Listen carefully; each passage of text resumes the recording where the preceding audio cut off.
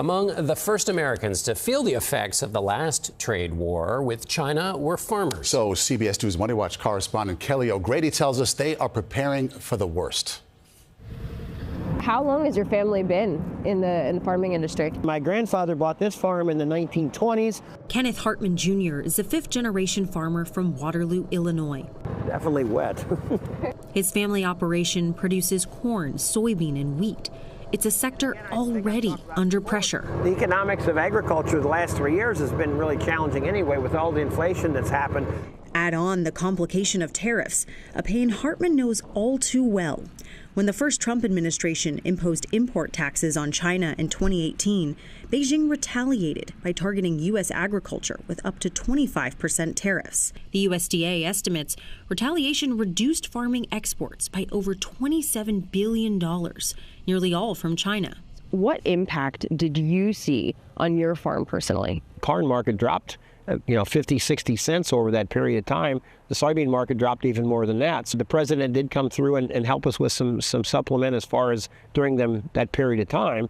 But it's still, farmers want markets. Trade, not aid, right? Exactly.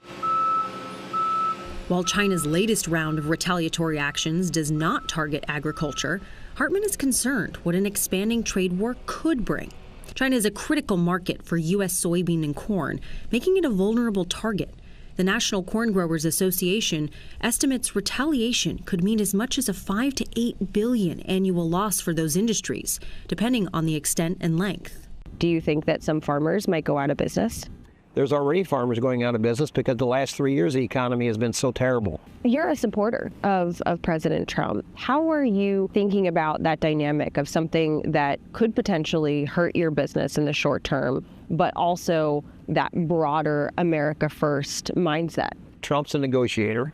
Rural America helped elect him. And I think he understands that. Hopefully he can do some negotiations to get some things that we can get some markets overseas. When you talk about making America great, we want him to help make corn growers great again. So that's our opinion there.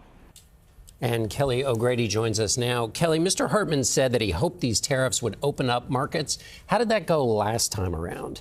Well, to some extent, it worked. So coming out of that initial trade war, China agreed to a historic trade deal. It was called Phase 1. And they agreed to not only buy 2017 levels of agriculture exports, but increase it by $30 billion over a couple of years. The thing is, they didn't fully live up to that commitment. It started off strong, but then it started to fizzle out for a number of dynamics. COVID may have been one of them. But I will also note that those initial pain of tariffs, the government had to step in and give these farmers $28 billion in aid. So it actually kind of offset some of that tariff revenue. So what if this thing drags on? What's Mr. Hartman expect that to mean for his whole livelihood?